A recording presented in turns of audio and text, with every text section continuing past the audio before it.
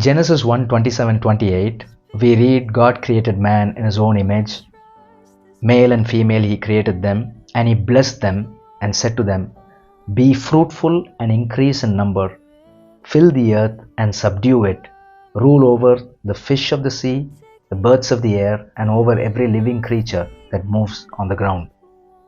However, in Genesis 3, after this authority has been given to man, the devil tempts evil and is successful in his exploit and steals the authority that has been given to man. Ever since, he wreaks havoc throughout the entire Old Testament.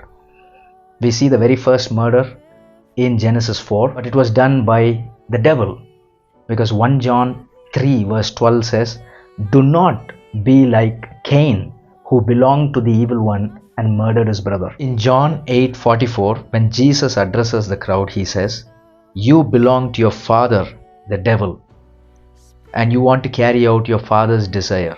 He was a murderer from the beginning, not holding on to the truth, for there is no truth in him. When he lies, he speaks his native language, for he is a liar and the father of lies.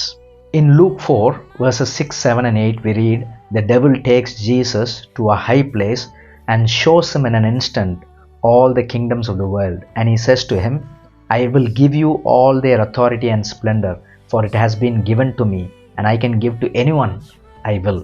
So if you worship me, it will all be yours."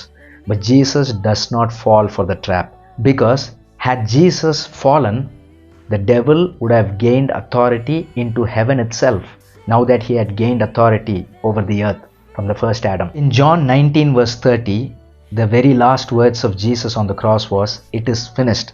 This does not mean only the forgiveness of sins, but also the transition of authority that was stolen from the first Adam, restored by the second Adam, Jesus Christ. This is why Jesus says in Luke chapter 10 verse 19, "Behold, I have given you authority to trample on snakes and scorpions, and to overcome all the power of the enemy, and nothing will harm you."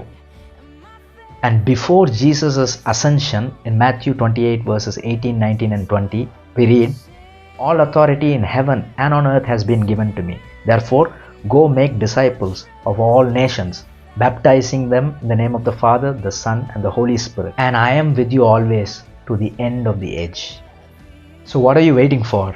Exercise the authority that is already yours.